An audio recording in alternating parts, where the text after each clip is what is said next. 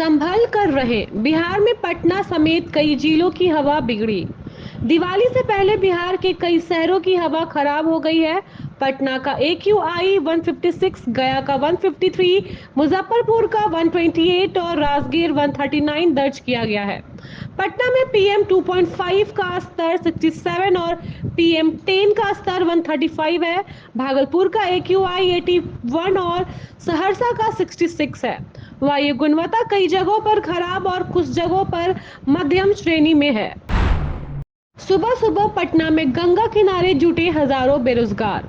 धीरे धीरे बढ़ रही ठंड के बीच मंगलवार की सुबह पटना में गंगा किनारे हजारों बेरोजगारों का मेला सा लगा गया था।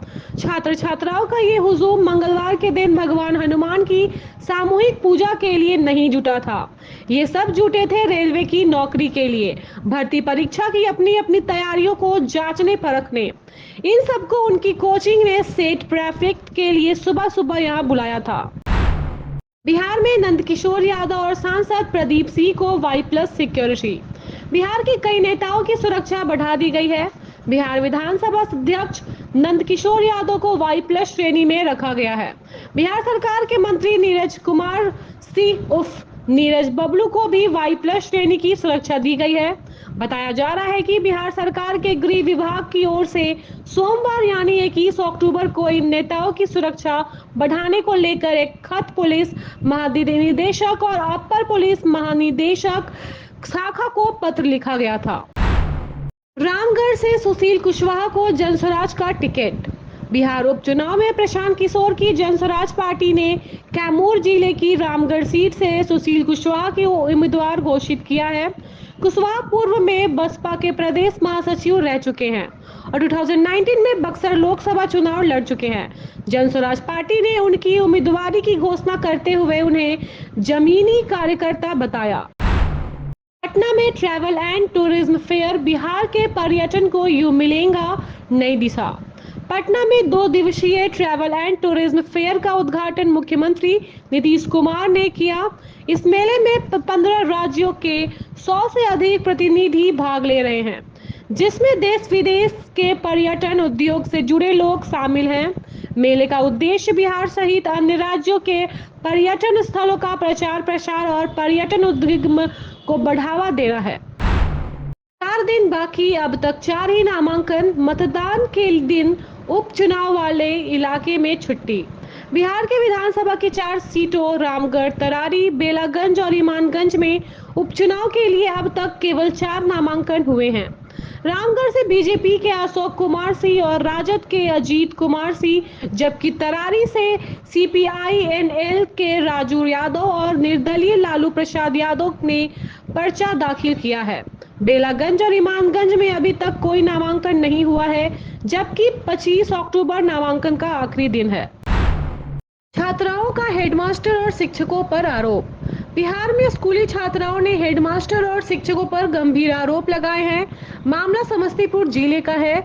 छात्राओं ने सोमवार को BO को आवेदन देकर मामले की जांच कराने व कड़ी कार्रवाई की मांग की है। BO को आवेदन देते समय BRC में छात्राओं के साथ अभिभावक भी मौजूद थे। पीड़ा सुनाती छात्राओं का एक वीडियो भी सोशल मीडिया में वायरल हो रहा है। BO को दिए आवेदन व वायरल वीडियो में छात्राओं ने HM पर गंदी नजर से देखने व क्लास में शरीर को टच करने का आरोप लगाया है। मुजफ्फरपुर में दरोगा समेत 33 पुलिस अधिकारियों का तबादला। मुजफ्फरपुर में पुलिस विभाग से बड़ा फेरबदल हुआ है। SSP राकेश कुमार के निर्देश पर 33 पुलिस अधिकारियों का तबादला किया गया है, जिसमें एक दरोगा भी शामिल है। यह बदलाव में विधि व्यवस्था को मजबूत करने की उम्मीद है। अधिकारियों की अदल बदली के बाद पुलिस विभाग में हलचल मच गई है। तबादला का उद्देश्य विधि व्यवस्था को बेहतर बनाना है। नीतीश कुमार 4 सीटों पर करेंगे प्रचार। मनोरमा देवी समेत सभी उम्मीदवारों के लिए जनसभा। मुख्यमंत्री नीतीश कुमार ने बिहार में 4 विधानसभा सीटों बेलागंज, तरारी, रामगढ़ और ईमानगंज में उपचुनाव के लिए प्रचार की तैयारियां शुरू कर दी हैं। जदयू की प्रत्याशी मनोरमा देवी बेलागंज से चुनाव लड़ रही हैं, जबकि अन्य सीटों पर भाजपा और हम के उम्मीदवार मैदान में हैं। जदयू के कई वरिष्ठ नेता भी इस चुनाव अभियान का हिस्सा बनेंगे। तेजस्वी यादव का आय घोटाले का आरोप। जदयू के मुख्य प्रवक्ता नीरज कुमार ने नेता प्रतिपक्ष तेजस्वी यादव पर आय घोटाले का गंभीर आरोप लगाया है, जिससे बिहार की राजनीति में हलचल मच गई है। नीरज कुमार का दावा है कि तेजस्वी ने अपनी सालाना आय से अधिक ऋण वितरित किए हैं, जो उनकी आय व्यय में भारी असमानता को दर्शाता है। उन्होंने कहा है कि तेजस्वी आमदनी अठन्नी खर्चा रुपया के फॉर्मूले पर चल रहे हैं और इस पर स्पष्टीकरण देना चाहिए। कैमूर में अवैध शराब फैक्ट्री का भांडाफोड़, 10 लीटर देसी शराब बरामद। बिहार के कैमूर जिले में कुदरा पुलिस ने एक अवैध शराब फैक्ट्री का भांडाफोड़ किया है। गुप्त सूचना पर छोटका माथाचक गांव में सिंहासन बिंद के घर छापेमारी कर 10 लीटर देसी शराब और शराब बनने का उपकरण बरामद किए गए हैं। पुलिस ने आरोपी सिंहासन बिंद को मौके से गिरफ्तार कर लिया है। बिहार के उत्पादों की विदेशों में बढ़ी मांग, रूस भेजी गई पहली खेप। बिहार के औद्योगिक विकास में एक नया कदम उठाते हुए बिहटा इनलैंड कंटेनर डिब्बों का उद्घाटन किया गया है। उद्योग मंत्री नीतीश मिश्रा ने बताया है कि यह डिब्बा राज्य को औद्योगिक केंद्र बनाने में मदद करेगा और निर्यात खर्च में कमी आएगी। सोमवार को इस डिब्बों से रूस के लिए पहली खेप रवाना की गई है।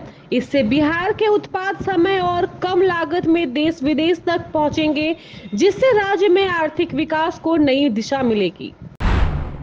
लॉरेंस बिश्नोई गैंग पर फिर से बरसे पप्पू यादव, कहा आग रहा हूं मुंबई, सबको औकात बता दूंगा।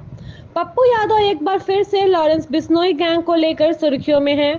शनिवार को जब पत्रकारों ने उनसे गैंगस्टर लॉरेंस बिश्नोई से जुड़े सवाल पूछे तो उन्होंने साफ कर दिया कि इस मुद्दे पर वे कोई चर्चा नहीं करेंगे। इसके बाद उन्होंने सोशल मीडिया पर स्पष्ट किया कि बिहार में जहरीली शराब से 100 से अधिक लोगों की मौत हो चुकी है और बाढ़ से 50 लाख से ज्यादा लोग प्रभावित हैं, लेकिन मीडिया इस पर ध्यान नहीं दे रही है। पप्पू यादव ने यह भी घोषणा की है कि जल्द ही मुंबई जाएंगे और सभी को उनकी औकात बताएंगे। संताल परगना में विधानसभा चुनाव के लिए नामांकन प्रक्रिया शुरू। झारखंड विधानसभा चुनाव के दूसरे चरण में संताल परगना की 18 सीटों के लिए नामांकन शुरू हो गया है। देवघर, गोड्डा, साहिबगंज, पाकुड़, दुमका और जामताड़ा जिले में उम्मीदवार अपने नामांकन दाखिल कर सकते हैं।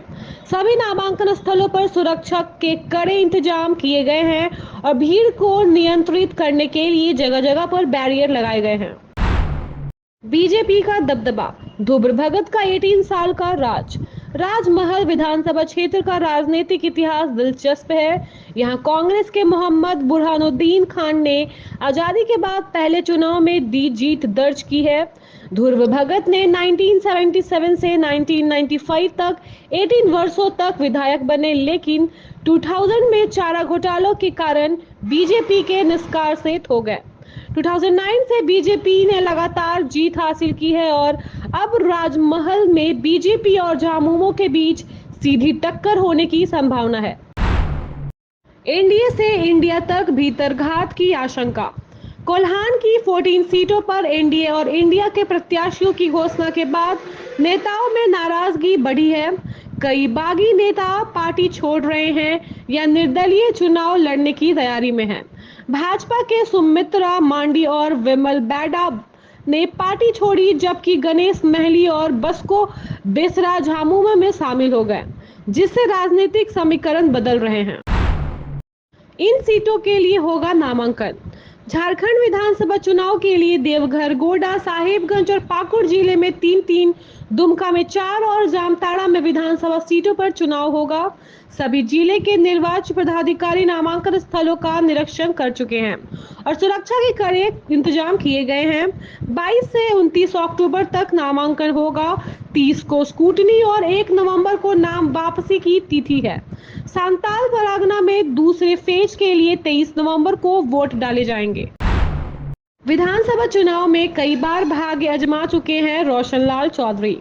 बड़का गांव में चुनाव की तैयारियां तेज हो गई हैं, जहां आजूसू के रोशनलाल चौधरी भाजपा में शामिल होकर एनडीए के उम्मीदवार बने हैं। चौधरी 2005 से चुनाव लड़ रहे हैं लेकिन जीत नहीं सके। 2019 में वे कांग्रेस की अंबा प्रसाद से हारे थे। क्षेत्र में 3.85 लाख मतदाता हैं, जिनमें प्रमुख रूप से वैश्य, कुशवाहा, आदिवासी और मुस्लिम समुदाय शामिल हैं। बीजेपी ने 35 सीटों पर बदले चेहरे, 18 वर्तमान विधायकों को फिर से दिया टिकट। भाजपा ने आगामी चुनाव के लिए 66 सीटों पर उम्मीदवारों की घोषणा कर दी है, जिसमें 35 नए चेहरे शामिल हैं। इनमें से 17 उम्मीदवार अनुसूचित जनजाति के लिए आरक्षित सीटों पर हैं। भाजपा ने 2019 में 25 सीटों पर जीत हासिल की थी, जिनमें से 18 मौजूदा विधायकों को फिर से टिकट दिया गया है। भाजपा ने जिन 35 सीटों पर नए उम्मीदवारों को मौका दिया है। झारखंड विधानसभा चुनाव से पहले कोडरमा में छापेमारी, करोड़ों के नोट, अफीम बरामद। झारखंड विधानसभा 2024 के पहले कोडरमा जिले में पुलिस ने गुप्त सूचना के आधार पर एक बड़े छापे की कार्रवाई की है। इस छापेमारी में करोड़ों रुपए नगद, अफीम और अन्य संदिग्ध सामग्री बरामद हुई है। पुलिस ने नोटों गिनने के लिए मशीन मंगाई है। कोडरमा थाने के ग्राम वृंदा में सुखदेव राजक के घर पर यह कार्रवाई की गई है, जो बरही में होटल चलाता है। Thank you so much for watching this video. Don't forget to like, comment, share, and subscribe.